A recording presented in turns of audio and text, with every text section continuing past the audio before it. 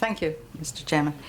I'm going to take a slightly different approach. My presentation will focus on individual accountability, state accountability for the imposition of economic measures, but in the light of the relationship between unilateral countermeasures and collective sanctions. And I'll explain that in a minute. It's evident that the progressive institutionalization of international society, with all the development of international organizations, has had an impact also on the enforcement of international law. And this has gone hand in hand with the progressive limitation of the use of force in international affairs, but also with attempts to constrain countermeasures, or what were known as non-forcible reprisals. And under the general law of state responsibility, as codified by the International Law Commission in its articles on state responsibility, you also see a serious conditioning or constraints placed upon the procedural and substantive aspects of countermeasures, what is called as countermeasures. And here I want to distinguish between countermeasures and sanctions. Sanctions, in the jargon of the ILC, has been reserved for institutionalized measures through international organizations. And now we tend to, and apparently the ILC was reflecting general international law in that matter, or the development of international law in that matter. So I will speak of unilateral countermeasures. But, and these collective measures, UN measures, well, once there was a huge discussion in the ILC to integrate the United Nations mechanisms into the ILC drafts. And then finally, the ILC decided, under its Special Rapporteur, James Crawford, to exclude collective measures from the scope of the ILC articles. Although I have shown in other places that the UN measures come back in some way into the question of state responsibility.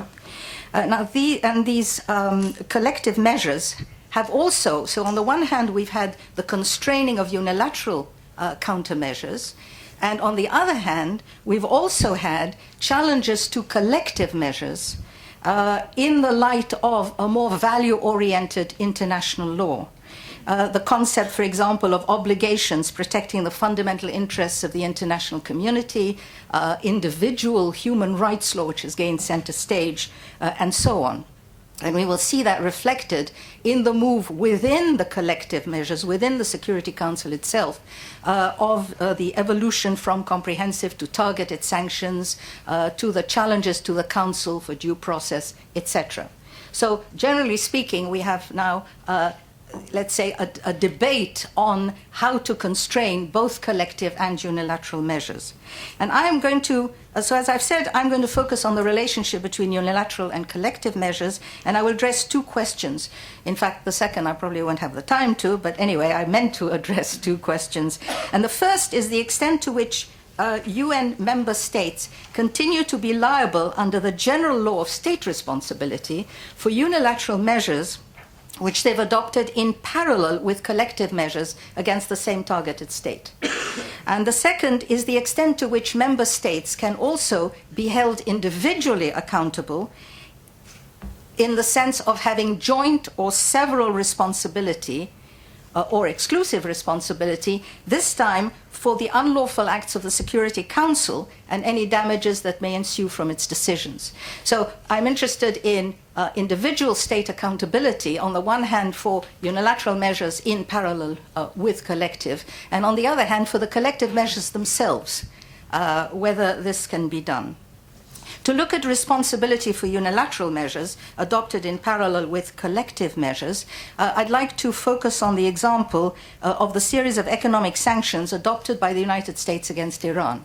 Now, how do you evaluate these? Do you, should they be seen as implementation or enforcement of Council sanctions, in which case they would benefit from let's say, the circumstance precluding wrongfulness of Article 25, under which they're obliged to implement, and Article 103, which says that the decisions of the Council will prevail over any other international agreement.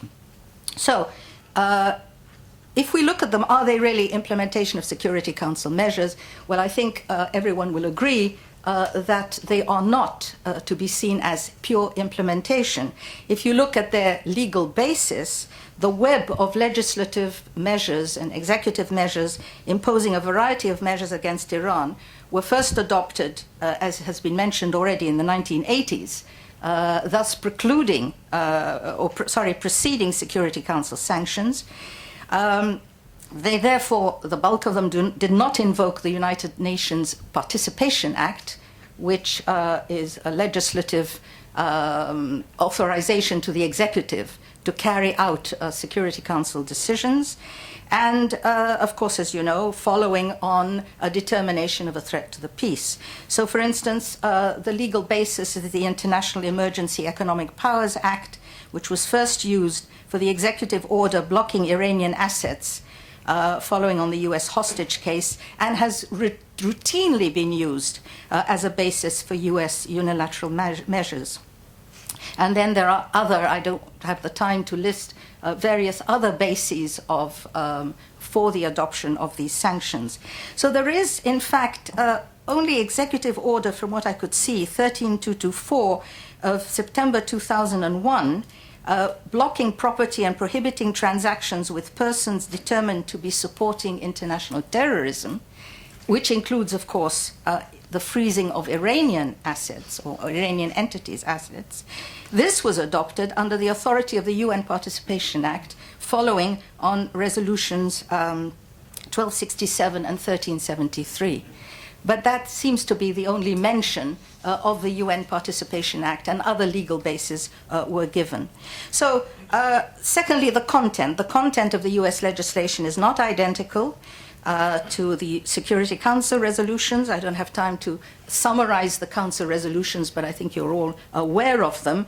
The resolutions do not go as far as prohibiting all commercial and financial transactions with Iran. There was absolutely no support within the Security Council for comprehensive sanctions. So they are targeted, they embargo certain materials and technology, which contributes to Iran's enrichment-related activities, and so on. So they are mainly targeted sanctions. The US sanctions, however, are far more comprehensive. As we know, there have been attempts also, in addition to the various other sanctions preceding the Security Council adoption of collective measures. The ones later attempt to curb international investment into Iran's energy sector, authorizing penalties against foreign companies, and the aim also to restrict sales to Iran of gasoline-related equipment and services, and so on and so forth. There are currency prohibitions. There is very recently the question of the vital car industry in Iran is targeted, and so on. So, in fact, we see that it is clear that they go well beyond the targeted sanctions of the Security Council. And finally, the objectives are not the same as those of the Security Council. The end of the threat to the peace and so on. We've heard today various objectives, foreign policy objectives, regime change, etc., etc. Now, why am I saying all that? Because, in short, they are not to be seen as implementation of Security Council sanctions. Are they to be seen as enforcement, new sanctions to actually strengthen and enforce the Security Council sanctions? Council resolutions do not grant discretionary authority to states to broaden the scope of the measures. The Council stresses, in, for example, Resolution 1929, that nothing in this resolution compels states to take measures or actions exceeding the scope of this resolution, including the use of force or the threat of force. The Council establishes its own monitoring and reporting system for implementation of sanctions. It says it will review Iran's actions, and if it determines that Iran is not in compliance, it will adopt further appropriate measures. And the Council says that it is seized of the matter. And that is usually taken to mean that this is clearly in the hands of the Security Council. So it doesn't appear that they authorize individual member states to enforce Security Council decisions against Iran extraterritorially or against third parties. For example, states are to adopt the measures by their nationals or on their territory or using their flag vessels or aircraft. Nor does the Council authorize an embargo at sea, for example, using member states to enforce the resolutions. And on the contrary, the Council specifies that any further concrete measures on exploring an overall strategy of resolving the Iranian nuclear issue taken by states should be sought through non-forceful ways, and it encourages, in parallel to the sanctions it has imposed, the United States, among others, to seek a negotiated solution. So in short, as I've said, they cannot be seen in the light of the collective measures as such. In other words, the only legally justifiable base is to see them as constituting lawful countermeasures. Now, to be justifiable countermeasures, they have to meet a number of conditions laid down in the ILC articles. The US must demonstrate that it is an injured state. Secondly, a state can be considered, that is, it is directly affected by the unlawful act that has been the basis for countermeasures. Under Articles 42A and B, a state is considered injured and hence entitled to invoke the responsibility of another state and adopt countermeasures if the obligation is owed to it individually, or in the case of a collective obligation, that is one which is owed to a group of states of which the injured state is a part, only if, and if you take the example of the Non-Proliferation Treaty, if that is a kind of integral or interdependent treaty, then one would have to demonstrate, first, there's been a breach of the obligations, and the breach must have either specially affected the United States or to be such as to radically to affect the enjoyment of the rights or the performance of the obligations of all the other states to which the obligation is owed, which may be very difficult to demonstrate. Then another condition, if a state which is not an injured state in that sense, it has a legal interest in compliance but has no right to take countermeasures. It can only invoke responsibility to demand cessation of the breach and reparation on behalf of the injured state. And thirdly, the question arises whether a state which is not an injured state in that sense may take countermeasures to enforce obligations protecting general or collective interests. And now this type of countermeasure is considered to be very controversial. Article 54 refers to the right of any state other than the injured state to take lawful measures. It doesn't use the word countermeasures to ensure cessation of the breach in the interest of the injured state. And of course, after all that, we can also argue that the law of collective security has, in this particular situation of parallel, if you like, imposition, displaced the law of state responsibility, and therefore a state's right to adopt countermeasures terminates in situations where the Council has exercised its exclusive responsibility to determine under Chapter 7 a threat to the peace. Assuming that the measures can nevertheless be characterized as countermeasures, they still have to comply with conditions and limitations imposed. In other words, that they are not, for example, directed against third parties, which the US laws and executive measures may be seen to be doing, in the sense that they seek to penalize foreign firms and countries that do business with Iran. They must be proportional, they must not depart from certain basic obligations, apart from the threat or use of force, fundamental human rights and of a humanitarian character prohibiting reprisals, as well as peremptory norms of general international law. Now, these are not the end-all and be-all of the conditions on unilateral measures. The state responsibility articles themselves recognize that, in fact, they are not exclusive and that there may be a development of the law. And what is interesting is that before we argued in terms of constraining collective measures in the light of the conditions on unilateral measures, by analogy. Now I would argue that the collective measures themselves have been challenged, that there are certain, conditions now being imposed on Security Council measures. In other words, as you know, there have been challenges on the basis of humanitarian considerations and so on.